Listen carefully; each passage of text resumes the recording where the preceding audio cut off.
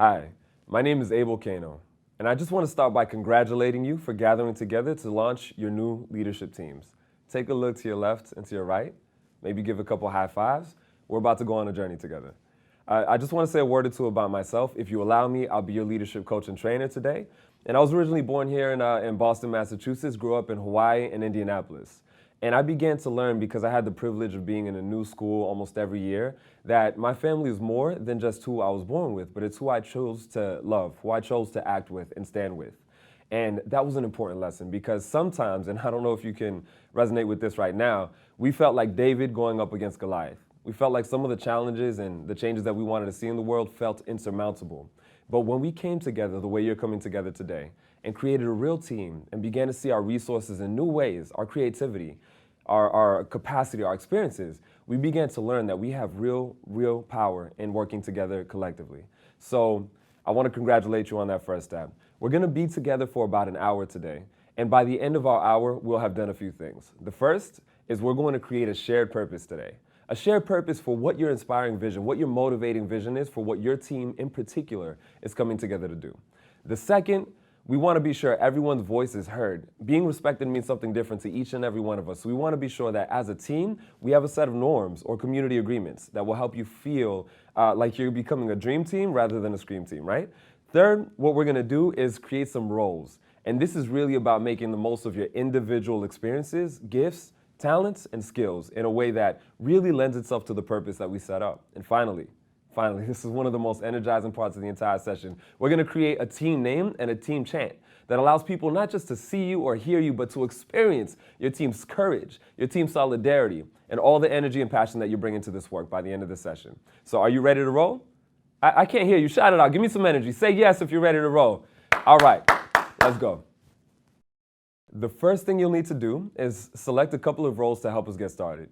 The first is we're going to need a timekeeper. So this one is particularly important because you'll be taking on the responsibility for keeping us on track throughout this entire session. So someone who has a cell phone that has a timer that counts down and makes a loud sound at the end. Don't put it on silent. We need to hear you, all right?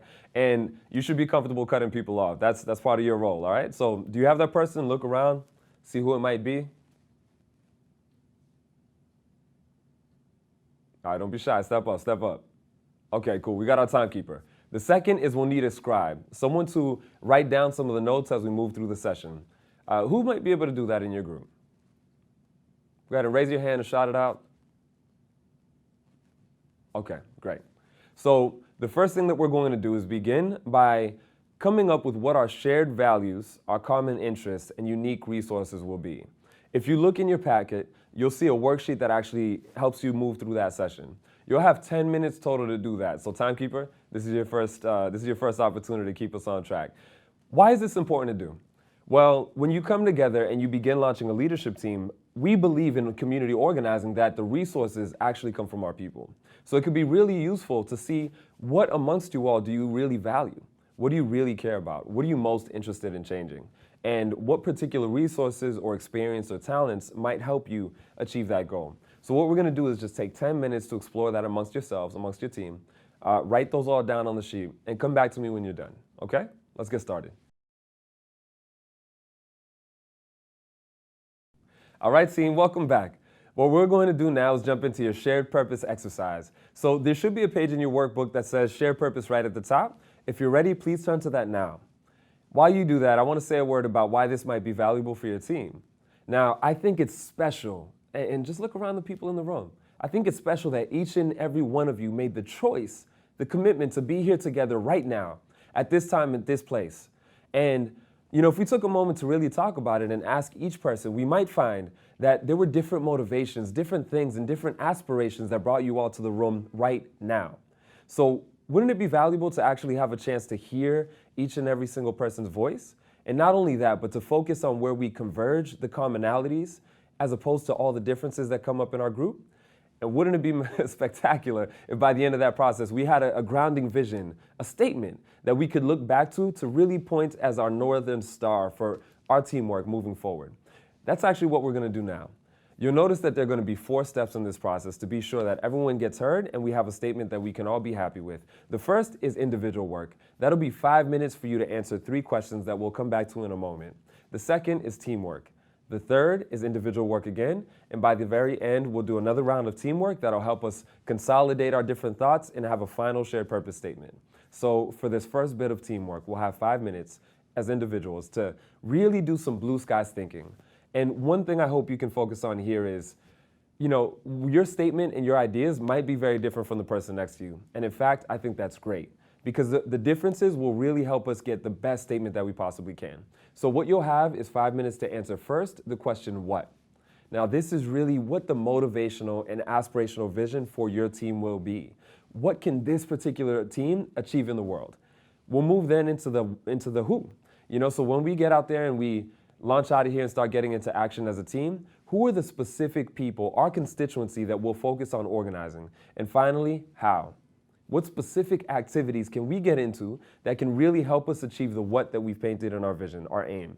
So let's take 5 minutes, right, individually now. We'll need a timekeeper. Please put 5 minutes on the clock. So if you're ready, please take those 5 minutes. Don't look at your partner's favors. This is just for you, okay? Think about what your team could be doing and begin writing now.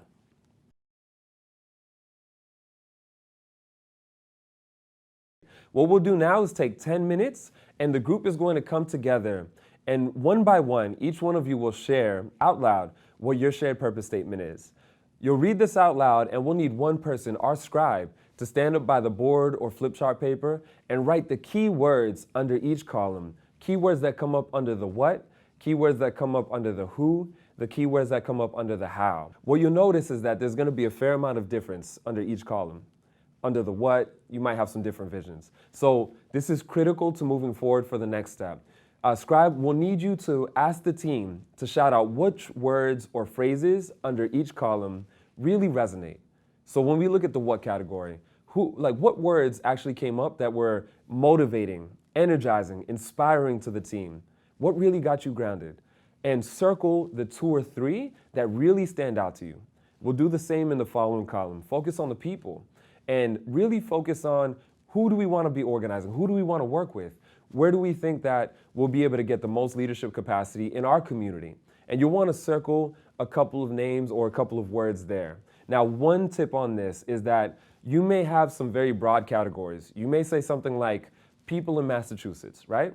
And where possible, I encourage you to focus as focused as possible. So you might want to say, what's an age range? What's a particular geographical space? How do we get as concrete as possible about who our people are?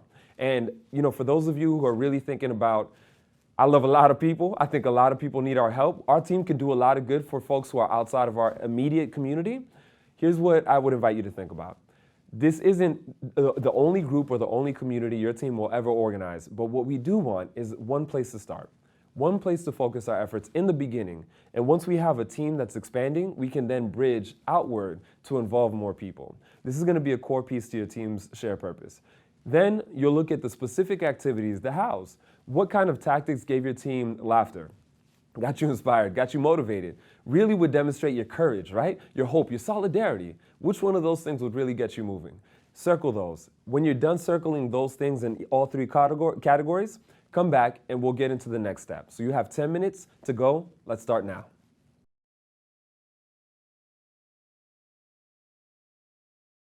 All right, team, welcome back. So far, we've gone through the first 2 steps of our shared purpose exercise, and we're about to move into our third.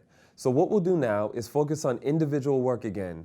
And here's the important part. We just went through circling the key areas of convergence of the pieces that our team put up on the board. And we're going to take those and write a new shared purpose statement using only what the team circled. And this is going to be awesome because you'll come out of this with a new statement that really focuses on harnessing where the group really has a lot of energy and synergy.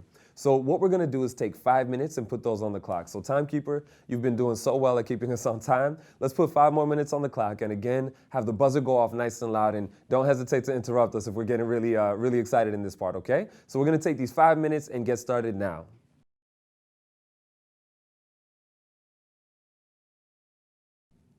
All right, team, welcome back. We're at the final step of your shared purpose exercise. This final round is going to be a round of teamwork. So again, timekeeper, let's put 5 minutes on the clock. And here's what we can focus on in this round. If you can, please put your shared purpose statements in the middle of a table or wherever you're gathered around. So as you read it out loud, each person could take a look at it and actually visually see what you've written down. What we'll do is go one by one and read those shared purpose statements aloud. And for the team, here's one thing that I encourage you to think about as you're hearing these statements. Tune in and see which one of those statements from each one of the team members that are in the group, which one actually best captures the essence of what your team shared purpose could be. And I think it's important to focus on the essence and not the specific words, because what we'll do is choose one of those statements that really best captures it, and we'll circle back to that statement and add any key phrases or key words that perhaps were left out but should be there. Are you ready to go? Timekeeper, you ready? 5 minutes on the clock? Okay, let's get started now.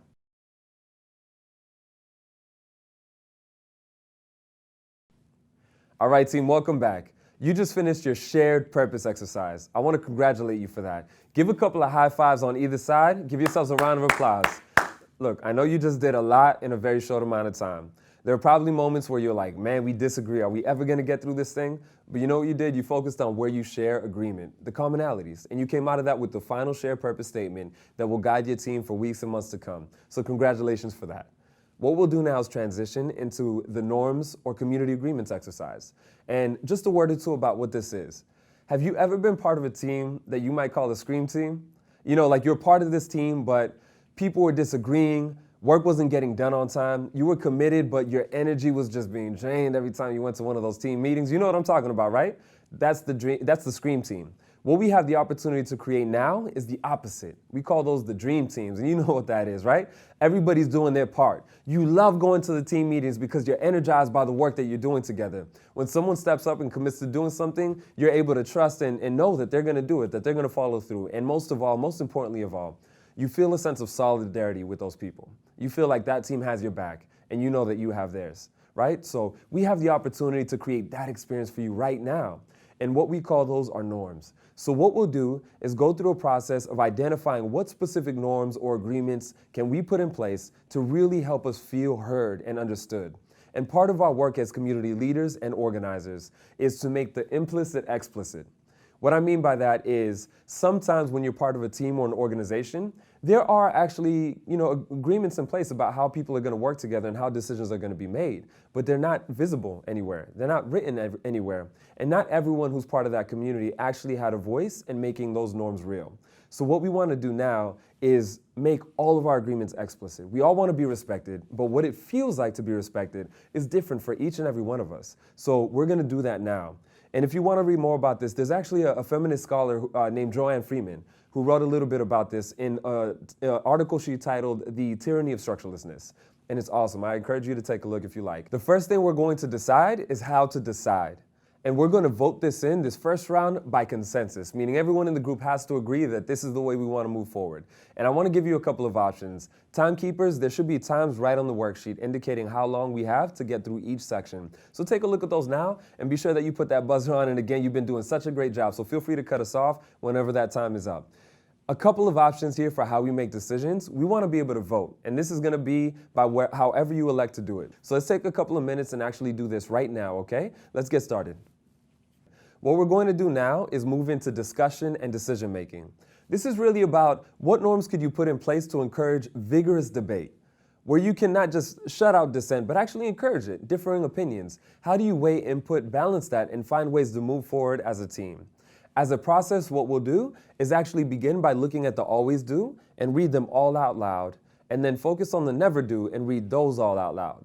And while you do that, I encourage you to think about a couple of questions and ask them out loud to the rest of your team. The first is, are there any of these items that require explanation? What's not totally clear? So what does it mean to truly balance advocacy with inquiry? And then you focus on the other side. Is there anything here that we absolutely cannot agree to? That we're like, this doesn't sound good, it doesn't work for our particular team. And if so, you can go ahead and cross those out. And finally, is there anything here that we want to add that's not being demonstrated on this list, but we think it's important for how we want to have discussions as a team? If you find that there are a few like that, you can go ahead and add those to the list. Just say what it is and describe how you think that it would best be enacted in your team, and you could add those. Go ahead and get started now. Timekeeper, be sure that you put a couple of minutes on the clock, and again, feel free to cut us off when you're done, and we'll come back for the next session. Let's get started. All right, so we just finished discussion and decision making. What we'll focus on next is time management. This is going to be particularly important because, listen, time is one of the most valuable resources in the planet that we have. It's one thing that we can use but never get back again. So it means the world that we're deciding to spend our time with one another. That demonstrates true commitment.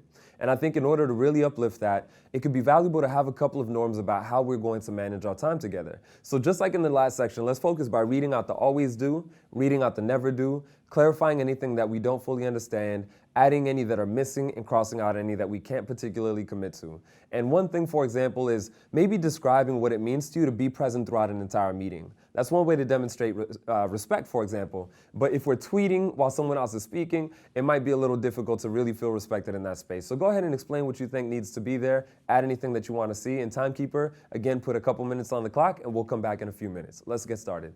Now let's shift our focus to honoring commitments. This is all about how we get into action together. How do we follow up on the commitments we've made to ensure that everything we need to be doing is getting done? So in terms of process, it's the same as the last. Let's read out loud the always do. Let's read out loud the never do. Let's clarify anything that needs it, and then focus on adding things that need to be added. So one thing that's important to note here is there's a line that says weekly check-ins. I think that might be really, really valuable to keep the momentum of your team going. Just be sure that the time that you agree to is something that you can all commit to. So let's focus on doing that right now. Let's get started. All right, team, well done with that last section. Now what we're going to do is set some norm corrections for our team. Now what this is really about accountability. And you might be thinking to yourself, why do we need this? We're going to follow through. We're a good team. We're going to be solid. But let's think about that for a second. Really, when you get into the work, aren't there a lot of other things that are on your plate in life? Don't you have a lot of other responsibilities? Sometimes when we get into the stuff, some of the norms and intentions that we begin with can begin to slip. So it could be really helpful to have at least one way to acknowledge for the team that you really care about what you've committed to upholding as norms in your group. Now, one other thing to keep in mind is that this should be fun, it should be a little silly, and maybe slightly embarrassing. So I'll give you a couple of examples. One is do a yoga pose and a love bomb, which means giving 2 or 3 genuine compliments to people in your group. So you might get into a silly yoga pose and do that. You might also do something like playing truth or dare for some of you who are very adventurous and really trust your teammates. You might also do something fun like a full body, I'll say it again, a full body dance for 15 seconds while producing your own music. Why? Because it's fun, it's energizing, and it's exciting. You don't have to choose one that I just said, but you're welcome to. But be creative. What works for you? Maybe even bringing snacks to the next meeting. I love snacks. One other reason this could be valuable for your team is because I don't know about you, but when I'm running late and people have been meeting and I'm a few minutes behind, it could be really useful to just have a way to say, listen, team, I'm sorry, I'm here. Just acknowledge it in the room and get started with the work. One other thing to keep in mind is that when we have norm corrections, one really valuable thing is that if we've committed to start and end on time, somebody rolls in 15 minutes late and no one has said anything, what just happened? Well, you can shout it out. What just happened? That's right. A new norm was created, right? We're essentially saying it's okay to be late. And what we want to do is honor what we've said we want to honor. So let's do this, team. Have fun with it. Take a few minutes. Timekeeper, keep us on time, all right? Let's get started right now. You ready? Let's go. We're going to create our team roles. If you think back to when we created our shared purpose, hopefully you have a motivating vision that's inspiring to your team. Now what we'll do is create the roles that can help you make that real. In terms of process, what we're going to do is go column by column, beginning with the top, working our way down, and then we'll start with the following column, work our way down, and go one by one until we've hit all 4 columns. First, let's get started with the roles. Now, you might brainstorm all the roles you might possibly need in order to achieve that shared purpose. Brainstorm as many roles as you possibly can for this particular shared purpose, and then when you're done with that, let's roll into the next category.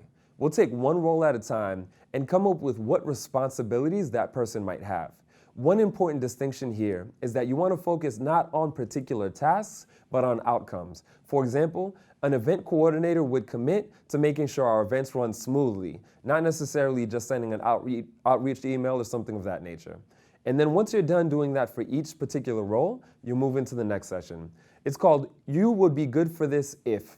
And what's important here is that it be criteria for what you think would be good for each particular role. So it doesn't have to be personal, but it's like if you're our fundraising captain, maybe having a skill with Excel or prior experience fundraising could be really useful. Once you're done doing that for each individual role, we'll move into the very last column. Now, this is where this process is really, really energizing to me because it means that you'll do a round beginning first with having an open and honest conversation with everyone about A, What are some of your strengths, your talents, your previous experiences that could particularly be useful in the roles that we're setting up?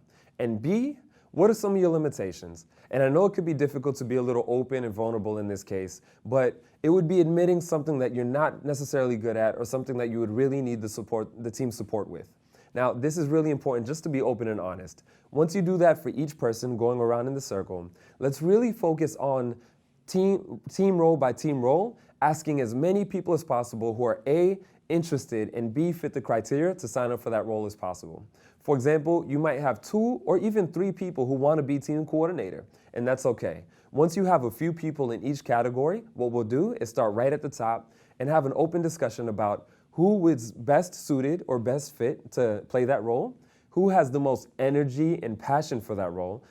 We can't underestimate the role of passion in this group, right? So who's passionate about that particular role? We'll go section by section, and once we're done, we'll have established our team roles. So if you're ready, timekeeper, you're up again. Scribe, you're also going to be noting this on a big piece of chalk paper or on the board that you've got in front of you. Are you ready to get started? Let's go.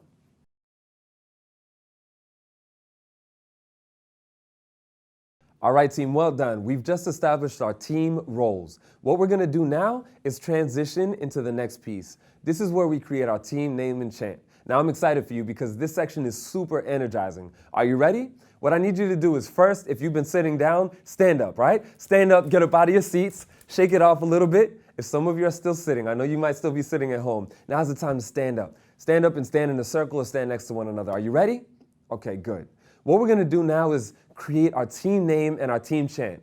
Look, many of us have been doing some tough work of really being focused, thinking about our team norms, our shared purpose, our team roles. That's been a lot of work that we've been up in our head for. Now we're gonna sink down into our heart and really think about what could the name be of our team? What do we stand for? What represents us? When we're out there doing our actions, what can we chant out loud? How do we use the talents in this room? Maybe some of you like to sing. Maybe some of you like to dance. How do we really get the energy flowing to get our team creative and energizing in a way that shows our hope, our courage, our solidarity? That's what we're gonna do right now with this section. Are you ready? So the way this is gonna work is timekeepers, your role is super important, right? What you're gonna do is put the time on the clock, and be sure that you're constantly pushing the team forward to be as creative as possible within the time that we have. That time is our friend and is going to encourage our creativity and our action.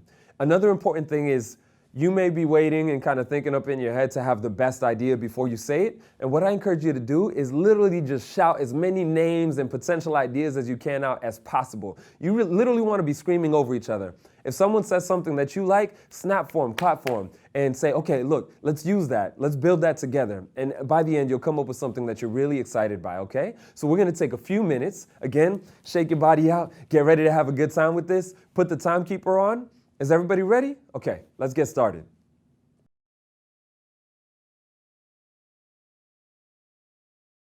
All right, team, congratulations. We just went on a very meaningful journey together. And I remember that when we first sat down, we really talked about how this is all about the way that we want to achieve shared purpose out there in the world. And so I just want to thank you, each and every one of you, for allowing me to be on this journey with you all and for making the commitments to each other that you've just made.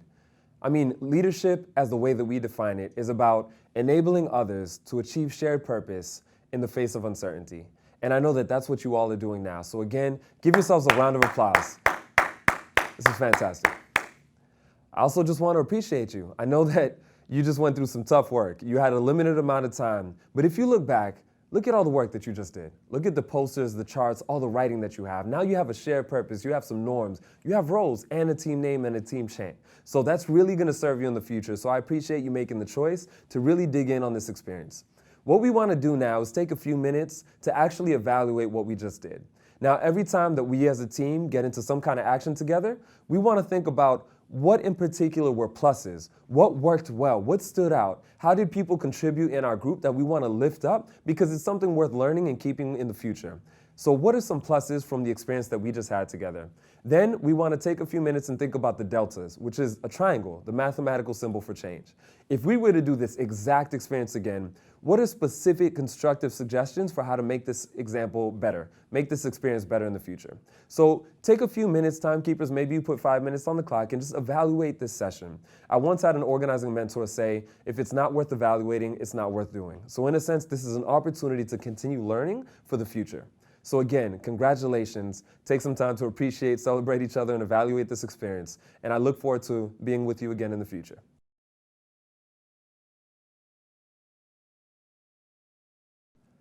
Congratulations again. You just went through a journey to create your own leadership team. Now, as part of the Resistance School, you just did this not alone, but with thousands of other people across the country. That is phenomenal. Congratulations. But you know what? We all want to hear from you here at the Resistance School. So do us a favor. Write down your team name, write down your shared purpose, and take a video clip and send that to us at the Resistance School website so we can see what you came up with and map it with other people who did the very same exercise you just did so we can bring each other together in solidarity. So please do this. We really, really want to hear from you. Are you ready? Get started now. Thank you so much.